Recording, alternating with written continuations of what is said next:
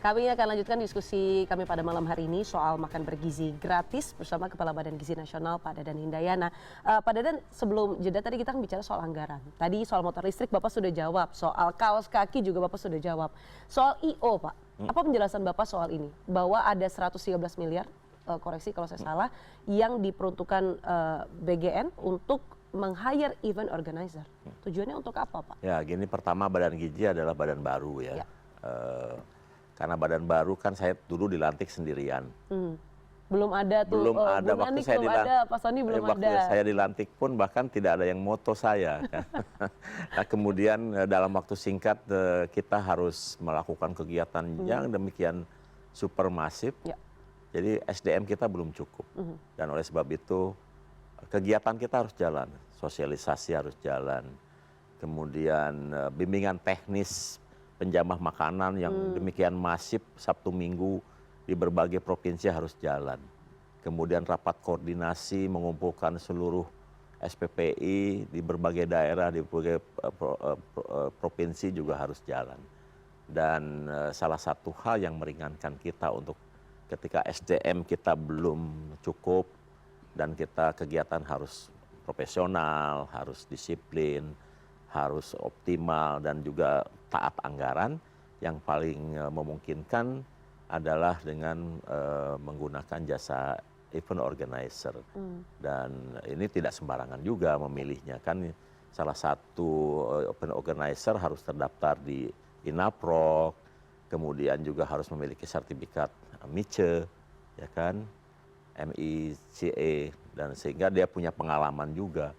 Dan yang jelas untuk suatu badan baru ini memang sangat membantu, terutama ketika seluruh kegiatan masif di mana ribuan orang harus berkumpul, itu kan butuh organisasi yang cepat, rapih, dan juga mobilisasi yang terukur ya, terstruktur. Dan itu biasanya I.O. yang bisa mengerjakan hal seperti itu. Supaya misalnya ketika mengumpulkan misalnya para kepala SPPG dari berbagai provinsi ke dalam satu waktu, itu tidak sia-sia begitu ya Pak acaranya.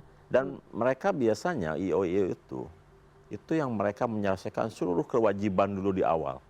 Jadi tanggungan tiket, hotel, lain-lain biasanya diselesaikan oleh I.O. Oleh sebab itu I.O. yang kita pilih memang yang memiliki kemampuan untuk membiayai. Nanti ketika administrasinya sudah lengkap, memudahkan juga untuk pertanggungjawaban keuangan.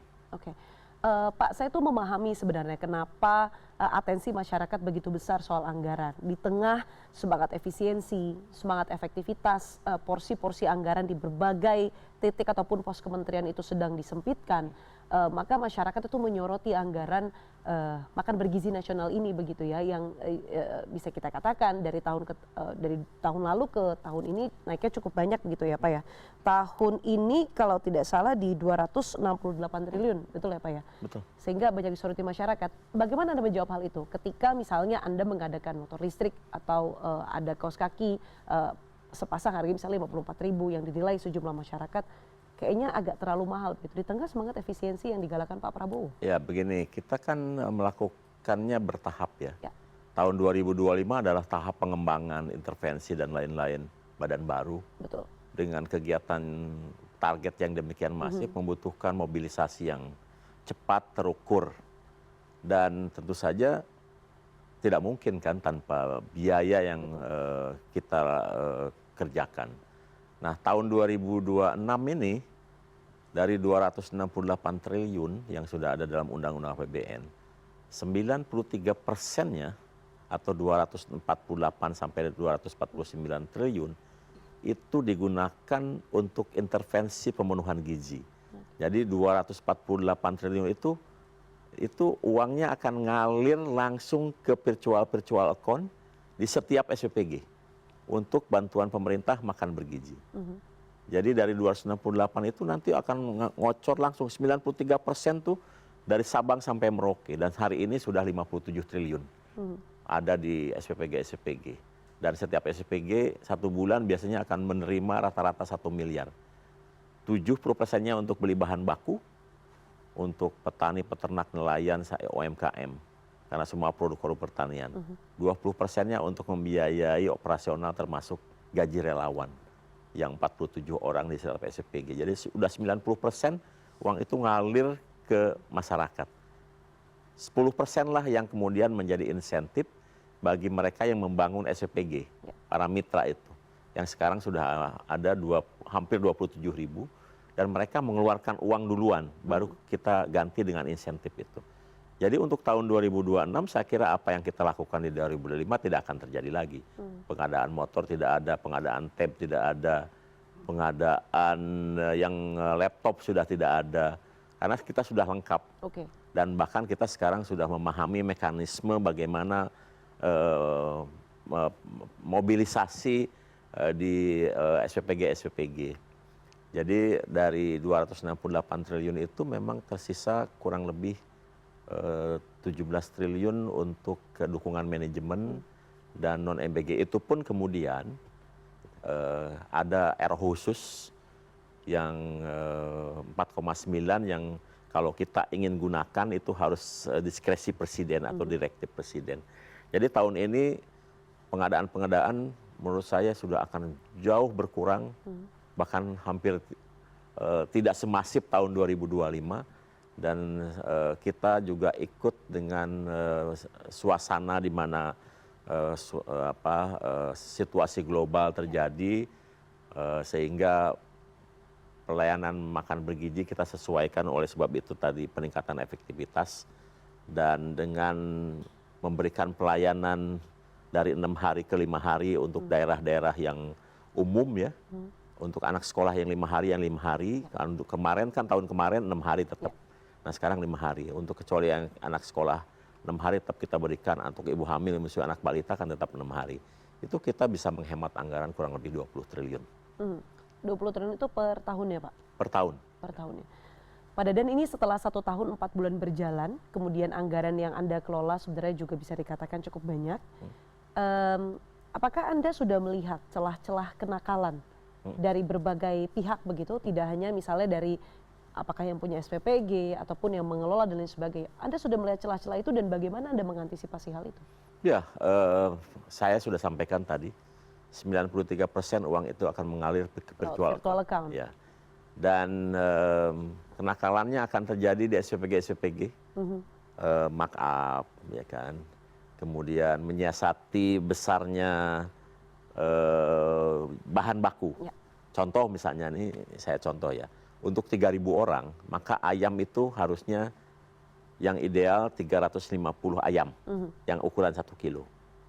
Nah, bisa saja satu ayam itu harusnya 10 dipotong menjadi 12.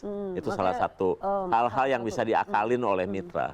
Dan kita biasanya sudah punya standarnya, makanya kita minta agar setiap SPPG setiap hari mengupload fotonya, kemudian menampilkan komposisi angka kecukupan gizinya, dan kami minta masyarakat ikut memantau juga. Jadi kalau ada yang viral-viral, saya senang karena dengan begitu pengawasan kita bertambah. Apalagi sekarang kita bertambah dengan komponen Kejaksaan Agung, di mana Jam Intel, Jaksa Agung Muda bidang intelijen ikut terlibat dalam mengawasi melalui aplikasi dan sebagainya. Selain tentu saja tetap BPKP yang mengawasi, mengaudit dan lain-lain, sehingga celah-celah seperti itu semakin lama akan semakin kecil. Jadi kalau ada yang mereka cheating di penggunaan anggaran dari harusnya misalnya bahan baku 10.000 menjadi 8.000 rata-rata, dan mereka mengklaimnya 10.000, itu akan cepat ketahuan.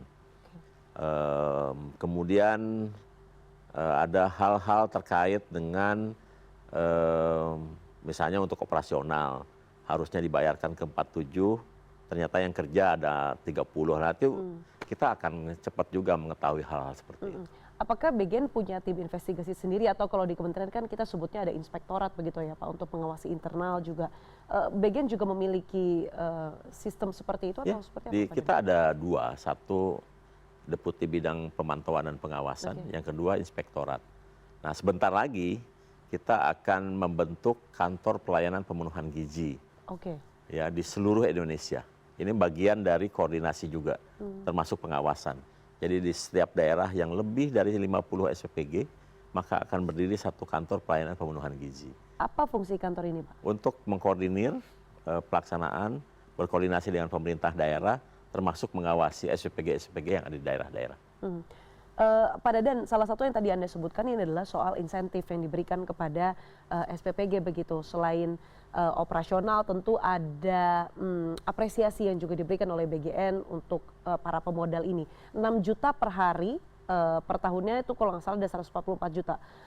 Ini yang menjadi per bulannya, saya koreksi. Ini yang menjadi daya tarik, Pak. Bagaimana Anda melihat hal ini? Orang jadi beramai-ramai, berbondong-bondong untuk membuat SPPG, Pak. Menurut Anda ini satu fenomena yang baik dan menguntungkan untuk BGN atau justru malah jadi skeptikal karena orang mungkin hanya mengejar uangnya saja begitu, Pak? Begini, awalnya kita kan ingin membangun SPPG sendirian, ya kan, dengan APBN.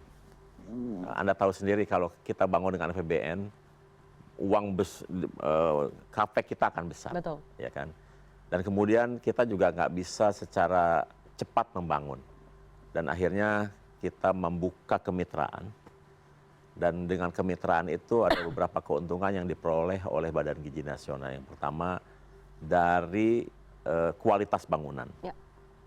Mitra yang akan membangun akan memilih kualitas bangunan yang terbaik untuk dirinya. Dan mitra itu tidak akan mungkin memark up dirinya sendiri. Jadi dia akan menggunakan anggaran sesuai dengan kebutuhannya. Jadi dari segi biaya pasti lebih efisien. Yang kedua dari segi pelaksanaan. Kalau kita melakukan melalui APBN, itu administrasinya panjang. Ya. Butuh koordinasi karena setiap kali kita ingin melakukan, pasti kita harus berkoordinasi dengan Kementerian Keuangan yang bolak-baliknya tidak akan mudah. Jadi kita membangun 315 saja sampai sekarang belum selesai. Nah, dengan mitra yang membangun, maka kecepatan itu diperoleh karena mitra bisa membangun dalam waktu 2 bulan selesai. Kemudian seluruh risiko yang terjadi pada saat pembangunan, penyediaan lahan, penyewaan lahan, pengisian SPPG, termasuk risiko kejadian bencana, kebakaran, itu ditanggung oleh mitra. Badan Gizi ketika terjadi bencana di Aceh, Sumatera Utara dan Sumatera Barat, ada SPPG yang tersapu, itu tidak mengalami kerugian, tapi mitra yang mengalami kejadian. Itu risiko seluruh ditanggung oleh mitra. Dan kemudian yang paling menguntungkan dari kerjasama dengan mitra adalah kecepatan penyelesaian. Ya.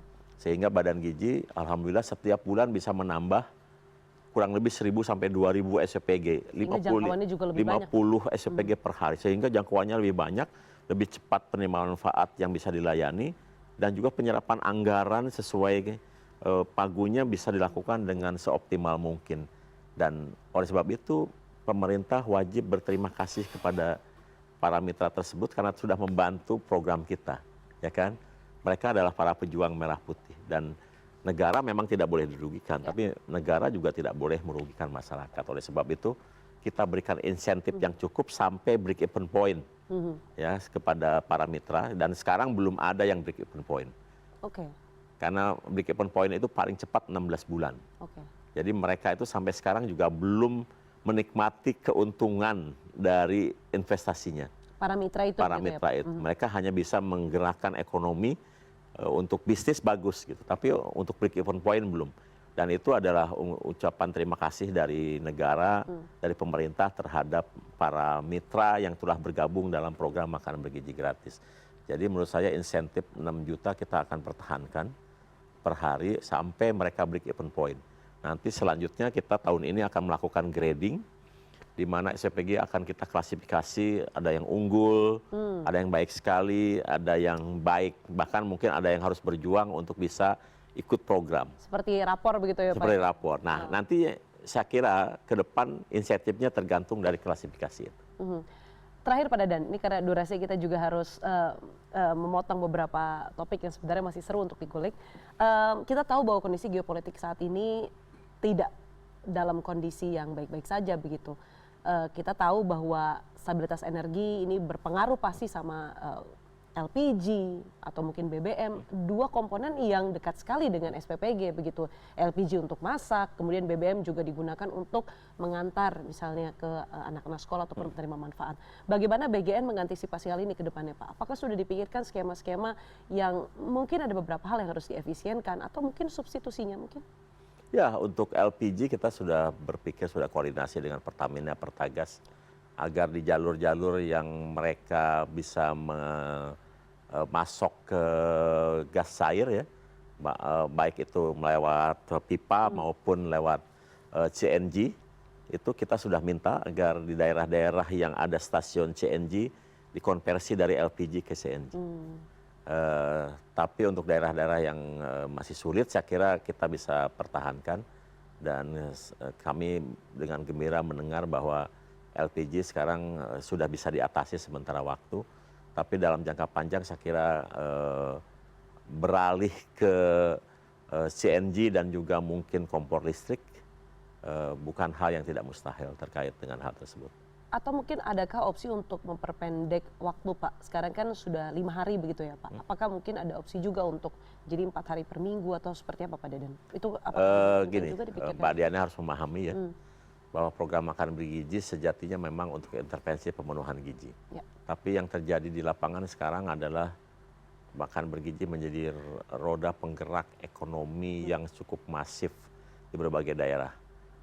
Jumlah SPG yang ada di setiap daerah itu mencerminkan jumlah uang yang beredar setiap bulan, bahkan sekumulasi.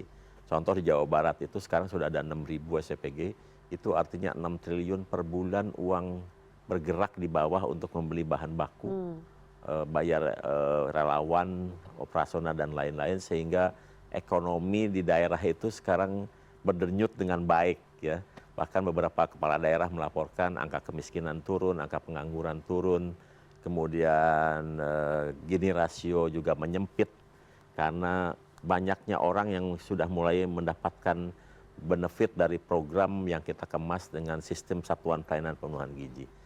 Jadi untuk sementara sesuai dengan instruksi Pak Presiden, 5 hari tetap dilaksanakan dan 6 hari untuk di daerah-daerah di mana prevalensi stunting tinggi dan juga daerah 3T.